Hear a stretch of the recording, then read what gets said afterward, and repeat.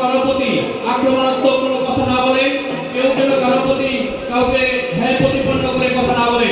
যদিও আমার শুভেচ্ছা বক্তব্য এগুলো বলা ঠিক উচিত না, তারপরে বলতে হচ্ছে এই প্রোগ্রামকে সুন্দর ও সুশৃঙ্খল রাখার জন্য। আপনারা কি চান এখানে প্রোগ্রামটা সুন্দর সুশৃঙ্খল হোক, এটা চান না? আপনারা সবাই দায়িত্বশীল, কি বলেন? আপনারা যেমন সকলে দায়িত্বশীল, সকলের দায়িত্বশীল জায়গা থেকে এই প্রোগ্রামকে সুন্দর সুশৃঙ্খল করা আপনার সকলের দায়িত্ব। আমি তাই মনে করি এবং বলবো আপনারা সকলে সকলের জায়গা থেকে এই সুন্দর সুশৃঙ্খল প্রোগ্রামকে সাফল্যমণ্ডিত করবেন।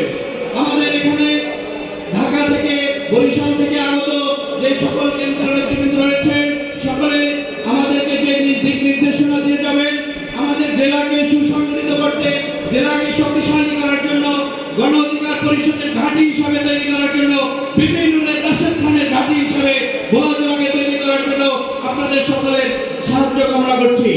আমরা সকলে ঐক্যবদ্ধ হয়ে ভোলায় যদি কার্যক্রম পরিচালনা করি, কি বলেন, ভোলা কি বিভিন্ন ঘাঁটি হবে না? বিভিন্ন ঘাঁটি হবে ইনশাআল্লাহ। আমরা একটি কথা